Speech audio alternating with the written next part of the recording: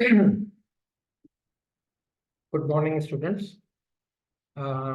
This is the first lecture in the series of renal module.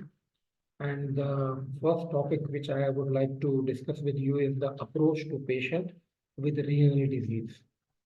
Now, the purpose of uploading these lecture is that at the time of actual lecture, when you come to the lecture hall, you should have read all these lectures and be prepared so that we can interact and discuss the salient features and other features of these lectures.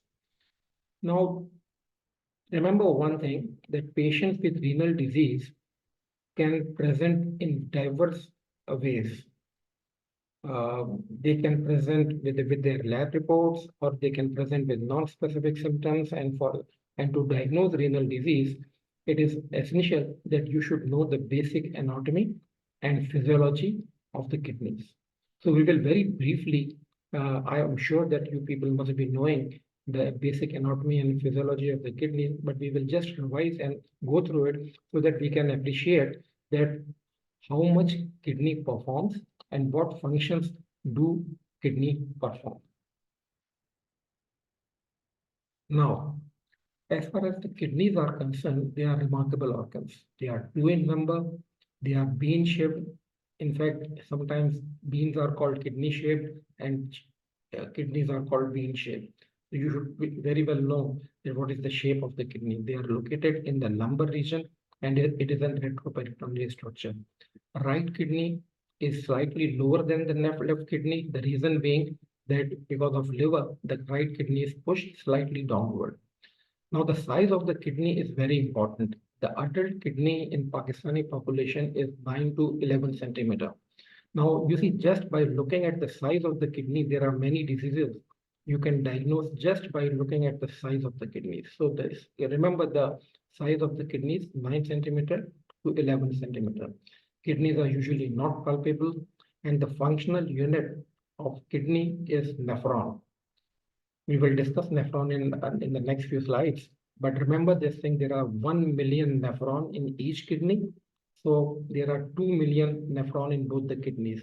And each nephron is an independent functional unit. You have to keep this in mind, that each nephron is an independent functional unit. Now, this is the diagram of the kidney. You can very well see the left kidney and the right kidney.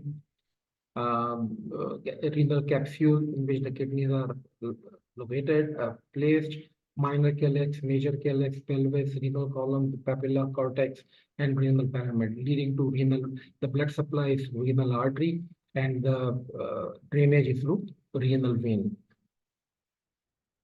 Again, the anatomy of the kidney, left kidney, right kidney slightly on the lower side. This is basically a genitourinary system composing of kidneys, ureters, and bladder.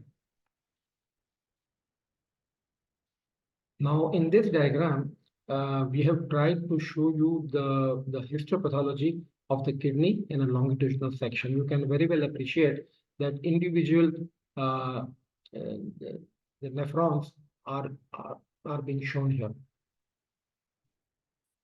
Now, this is the surface anatomy of the kidney. This is very important as well as when we perform the kidney biopsy.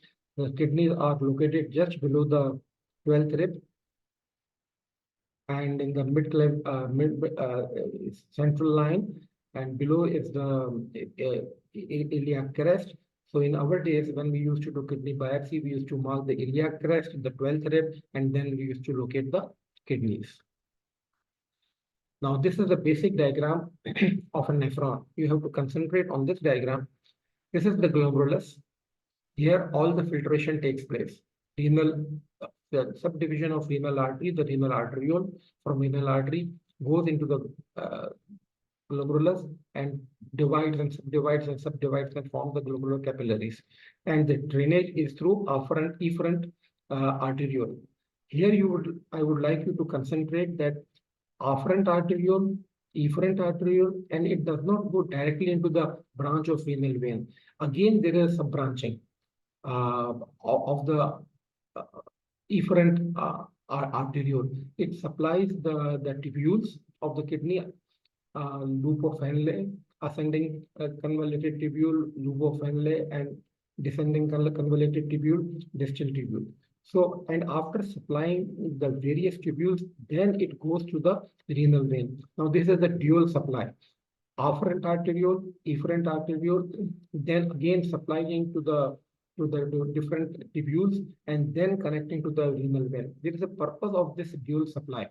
This we will discuss in the next slide.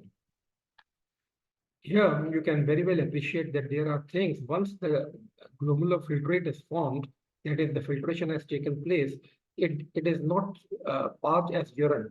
There are many things which are reabsorbed, like glucose, amino acids, proteins, like urea and uric acid, they are reabsorbed. And there are many things which are secreted back into the tubules, like urea, uric acid, creatinine, and some drugs. Similarly, at different places, absorption and secretion does take place. Here, the water is being reabsorbed. Here, the sodium and potassium is reabsorbed. Here, the urea is secreted.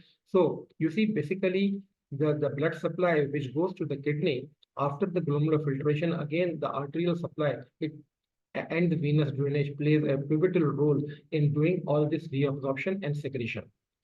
Now, based on this, we can see that why there is a dual supply. There is filtration, that is through the glomerulus. Then there is reabsorption through the tubules and secretion from the tubule, and the end product is the urine. So let's see, on the basis of this basic histopathology, we can see the functions of the kidney. Number one, the most important function of the kidney is the excretory function. It excretes waste products and toxins. And with the help of tubular reabsorption and secretion, it controls the fluid and electrolyte balance. So kidney performs excretory functions, regulation of fluids and electrolytes, and of course, it also reabsorbs and secretes bicarbonate and hydrogen ion, and it plays a pivotal role in the acid-base balance. So the basic excretory function is the excretory of the waste products, regulation of fluid and electrolyte, and acid-base balance. But in addition to this